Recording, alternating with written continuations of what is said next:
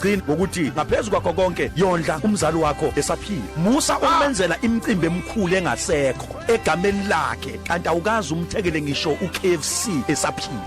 Uswenza imicimbi emikhulu kodwa esaphila umzali wakho akazi umthekele nje ufike nje uphatha street wise 2. Mondle umzali wakhe aphile akubusise umzali esaphila. Musho umzali ukumgqokisa isudu enhle ebhokisini kodwa akwazi umthekele phila. Awunawo ngisho ugqozi lokuhamba naye emcimbini umkhomba ukuthi umzali wami lo kodwa mayiseshonile umthengela amasudu abiza usumfaka ebhokisini.